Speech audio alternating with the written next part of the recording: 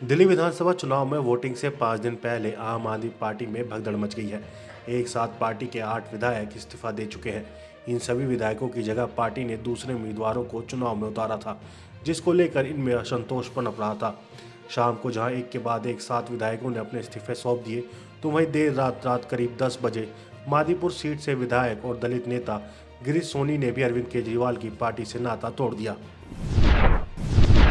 प्रयागराज के महाकुंभ में किन्नर अखाड़े से ममता कुलकर्णी और आचार्य महामंडलेश्वर लक्ष्मी नारायण त्रिपाठी को निकाले जाने का मामला थमने का नाम नहीं ले रहा है।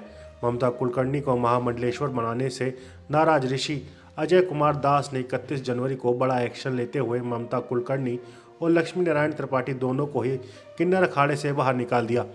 आपको बता दें कि ऋषि अजय कुमार दास स्वयं को किन्नर अखाड़े का संस्थापक बताते हैं। गाजियाबाद में शनिवार की सुबह एक ट्रक में भीषण आग लग गई। यह ट्रक गैस सिलेंडर से भरा हुआ था और आग लगने के बाद ब्लास्ट हुआ। ब्लास्ट के बाद धमाकों की आवाज़ इतनी तेज थी कि 2 से 3 किलोमीटर तक सुनाई दी। इसके तुरंत बाद ही इस घटना की जानकारी फायर ब्रिगेड को दे दी गई और आग बुझाने का काम शुरू हो गया।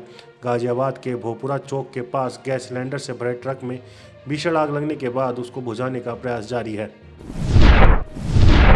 प्रयागराज महाकुंभ 2025 में मची भगदड़ में हुई मौतों पर बागेश्वर धाम वाले बाबा के नाम से मशहूर पंडित धीरेन्द्र शास्त्री ने विवादित बयान देते हुए कहा है कि गंगा किनारे मरने वाले सीधे मोक्ष पाएंगे। उनकी इस टिप्पणी पर लोक गायिका नेहा सिंह राठौर ने पलटवार करते हुए कहा है कि अगर ऐसा ही था तो खुद उस भीड़ में क्यों नहीं कूद गए। इनकम टैक्स को लेकर वित्त मंत्री निर्मला सीतारमण ने बड़ी घोषणा की है। वित्त मंत्री निर्मला सीतारमण ने बजट पेश करने के दौरान बताया कि नए टैक्स रिजीम के तहत 12,75,000 रुपये सालाना कमाने वाले व्यक्ति को एक भी रुपये टैक्स देने की जरूरत नहीं है।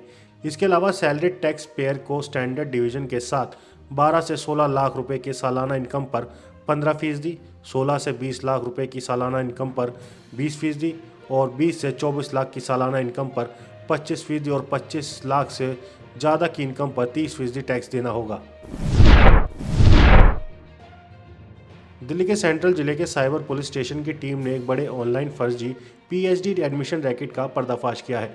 इस मामले में 2 आरोपियों को गिरफ्तार किया गया है, जिनमें से एक आरोपी जावेद खान है, जो न्यूजीलैंड की यूनिवर्सिटी ऑफ ऑकलैंड से कंप्यूटर इंजीनियरिंग की पढ़ाई कर चुका है। एक लड़की ने साइबर पुलिस स्टेशन में शिकायत दर्ज कराई कि वह मैनेजमेंट में पीएचडी करना चाहती थी।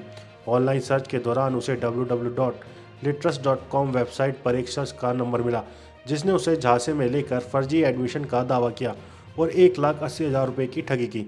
जब आरोपी ने और पैसे मांगे और कोई रसीद नहीं दी, तो पीड़ित ने शक जताते हुए पुलिस से संपर्क किया। मोदी 3.0 का पहला आम बजट वित्त मंत्री निर्मला सीतारमण पेश कर चुकी हैं। वित्त मंत्री निर्मला सीतारमण ने बजट भाषण के दौरान नए इनकम टैक्स बिल का ऐलान किया। इस बार बजट में वित्त मंत्री ने मिडिल क्लास को बड़ी राहत दी है। कई चीज़ों के दाम भी कम किए गए हैं। इसके लिए सरकार ने कस्टम ड्यूटी कम करने का ऐलान किया है। केंद्रीय गृह मंत्री अमित शाह ने सोशल मीडिया पर पोस्ट कर लिखा, बजट 2025 विकसित और हर क्षेत्र में श्रेष्ठ भारत के निर्माण की दिशा में मोदी सरकार की दूरदर्शिता का ब्लूप्रिंट है। दिल्ली विधानसभा चुनाव को लेकर सारी तैयारियां लगभग पूरी हो चुकी हैं। इस बीच अलग अलग पार्टियों के नेता ताबड़तोड़ चुनाव रैलियां कर रहे हैं। ऐसे में आज शनिवार को हरियाणा के सीएम नायब सिंह सैनी ने भारतीय जनता पार्टी के प्रत्याशी के लिए प्रचार करने पहुंचे। वह राष्ट्रीय राजधानी में यमुना के पानी को लेकर उठ रहे विवाद के बीच सीएम सैनी ने चांदनी चौक से बीजेपी उम्मीदवार सतीश जैन के लिए सिर पर मटका रखकर प्रचार किया। वित्त मंत्री निर्मला सीतारमण ने शनिवार को 2025-26 का बजट पेश किया। इसमें बिहार के लिए कई ऐलान किए गए। अन्य बड़े राज्यों का बजट में जिक्र नहीं होने पर कांग्रेस नेता मनीष तिवारी ने तीखी प्रतिक्रिया दी है। चंडीगढ़ से सांसद तिवारी ने कहा कि ये बिहार सरकार का बजट है या भारत सरकार का बजट है। सिर्फ एक प्रदेश का नाम वित्त मंत्री ने लिया। आपने बिहार के अलावा किसी और प्रदेश का नाम सुना? केंद्रीय बजट में इनकम टैक्स में छूट के ऐलान ने विपक्षी दलों को भी खुश कर दिया है। वित्त मंत्री निर्मला सीतारमण ने नौकरी पेशा और मध्यम वर्ग को बड़ी राहत देते हुए 12 लाख रुपए तक की वार्षिक आय को पूरी तरह से आयकर मुक्त की घोषणा की है। इस ऐलान का विपक्षी पार्टी शिवसेना यूबीटी ने भी स्वागत किया है। उद्धव ठाकरे की पार्टी शिवसेना की सांसद प्रियंका चतुर्वेदी ने कहा है कि मिडिल क्लास 10 साल से इस गूंगी बहरी सरकार से मांग कर रही थी कि उनको राहत दी जाए। आज उनकी सुनवाई हुई है। पाकिस्तान के बलूचिस्तान प्रांत में बलूच अलगाववादियों ने पाकिस्तानी सेना पर जोरदार हमला किया है। बलूच के हमले में कम से कम 17 पाकिस्तानी सैनिक मारे गए हैं। खुरासन डायरी न्यूज़ पोर्टल की रिपोर्ट के मुताबिक बलूचिस्तान के कलात जिले के मंगचौर इलाके में फ्रंटियर कॉर्पस कैंप पर हथियारबंद अलगाववादी समूह ने शुक्रवार की देर रात को जोरदार हमला किया। बलूच अलगाववादी पाकिस्तानी सेना पर रात भर गोली बरसाते रहे। इसके अलावा क्वेटा कराची नेशनल हाईवे पर चरमपंथियों ने कब्जा कर लिया और वहां पर पाकिस्तानी सेना के वाहनों को अपना निशाना बनाया। भारत ने कई बार कनाडा में खालिस्तानी गतिविधियों को लेकर अपनी चिंता जाहिर की है। इसके अलावा भारत लगातार कनाडा की जस्टिन ट्रूडो सरकार से खालिस्तानी आतंकवादियों के खिलाफ एक्शन की मांग करता रहा है। हाल ही में एक सर्वे में कनाडा के लोगों की खालिस्तानी आंदोलन के बारे में क्या राय है सामने आई है। लीगर 360 द्वारा किए गए सर्वेक्षण में पाया गया कि 72% कनाडाई मानते हैं कि खालिस्तानी आंदोलन जैसे अलगाववादी समूहों की गतिविधियों को रोकने के लिए सख्त नीतियों को लागू किया जाना चाहिए।